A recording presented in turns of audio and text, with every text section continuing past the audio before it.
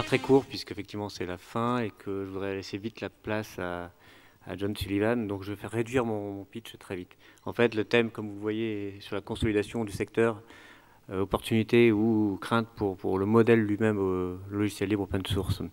Alors depuis quelques années, on a déjà vu, bien sûr, bon nombre de consolidations du marché qui s'accélèrent. Alors au départ, c'était effectivement les acteurs traditionnels du propriétaire qui, pour contrer la soi-disant cannibalisation par l'open source de l'IT, se sont lancés dans des stratégies de rachat. Donc c'était effectivement sur des modèles, on va dire, purement financiers ou de prise de part de marché ou de conquête de part de marché. Donc je pense notamment là au rachat par Oracle de Sun, qui lui-même a racheté MyOffice. Puis il y a une deuxième période qui s'est ouverte là, il y a quelques années, plus récemment, qui continue, où effectivement ces mêmes acteurs rentrent dans des stratégies de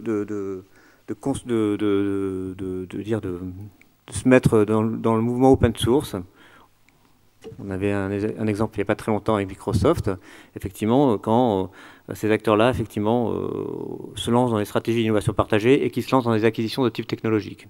Et puis, on a maintenant aussi, en parallèle de ça, des stratégies de consolidation quand des acteurs full player eux-mêmes se lancent dans des stratégies de consolidation. Et là, je pense par exemple à des cas comme Red Hat. Alors, on arrive aussi, et on verra à la fin de l'exposé rapidement, à des phénomènes où le logiciel libre lui-même peut être capable de générer ses propres phénomènes de consolidation et d'auto-cannibalisation. On viendra dessus.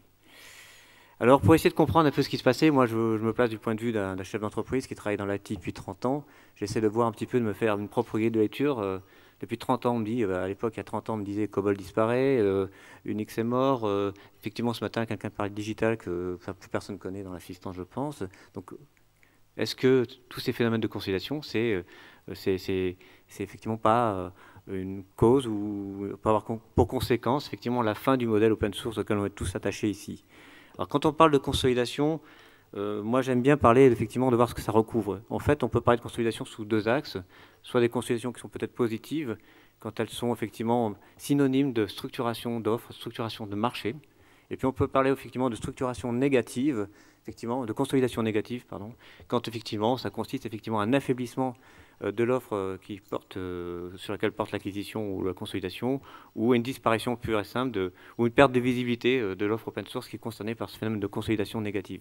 Et puis, il y a un troisième phénomène de consolidation dont on pourrait parler, qui est une consolidation que j'appelle peut-être relative ou dilutive, où effectivement on a beaucoup parlé des nouveaux acteurs du numérique, de l'industrie du numérique qui se construit sur la base de composants libres, mais où effectivement le devenir lui-même du modèle open source n'est pas très évident, où il y a une dilution peut-être effectivement de ces acteurs-là dans ces modèles de réussite commerciale du numérique que sont Google, Amazon, Facebook et ainsi de suite, Twitter.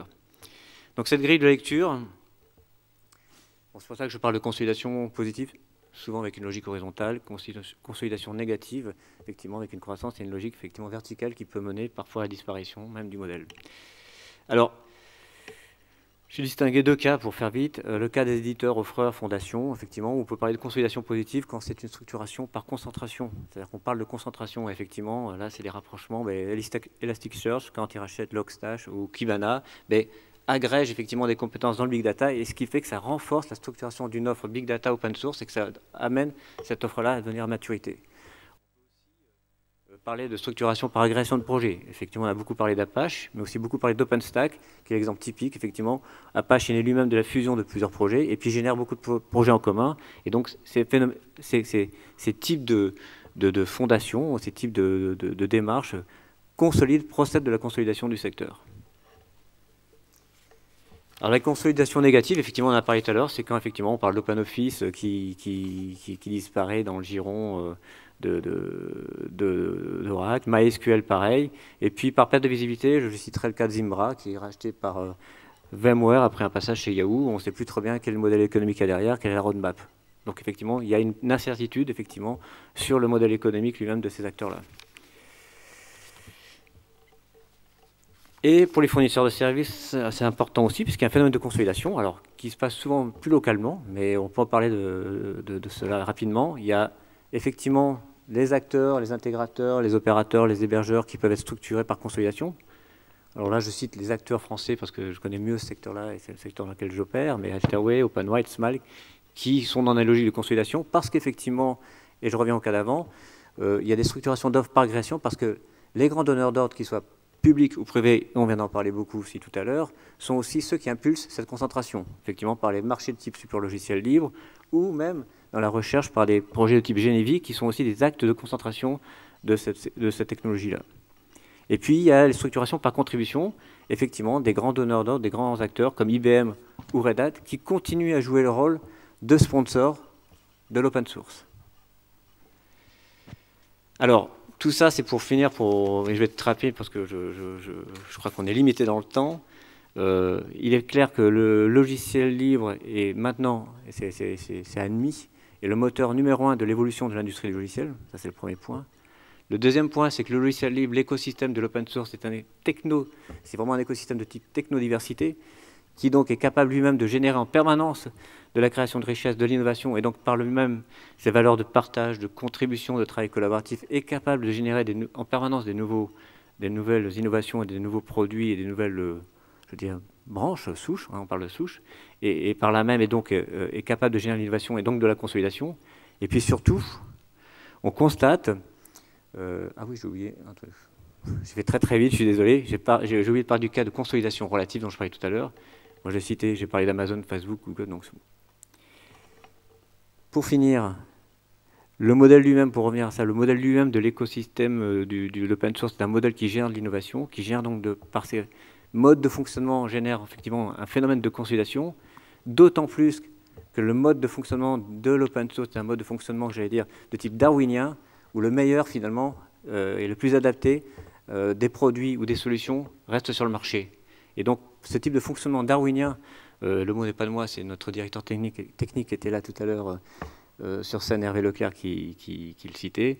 Effectivement, et ce fonctionnement type darwinien est aussi un fonctionnement qui consolide effectivement ce phénomène de consolidation et qui participe de cette consolidation positive dont je parlais tout à l'heure. Donc, l'open source, en développant ce modèle qui favorise le darwinisme technologique à l'état presque pur, n'a pas à craindre que les consolidations détruisent le modèle par l'apparition de monopoles, quoi que ce soit. Qu'il soit propriétaire open source, et c'est le cas que je prends ici, c'est Apache était vraiment en situation de monopole, quasiment en termes de serveurs open source. Apparaît une nouvelle offre, un nouveau projet qui s'appelle NGX, qui prend sa part de marché parce que c'est développé sur une stratégie de niche à partir d'un besoin très très bien identifié, a réussi effectivement à challenger maintenant de nouveau Apache. Donc on voit très bien que c'est un modèle qui est auto-régénéré. Donc on n'a pas à craindre effectivement l'apparition de monopoles qui soient propriétaires open source, et bien au contraire, les consolidations qui peuvent être encore attendues dans le secteur, que ce soit chez les éditeurs ou les intégrateurs, seront plutôt positives pour structurer en concentrant parfois les acteurs de l'IT open source. L'open source, et je finirai là-dessus, le logiciel libre, n'ont rien à craindre des consolidations à venir, et surtout pas celles qu'elles engendrent par elles-mêmes. Voilà, merci beaucoup.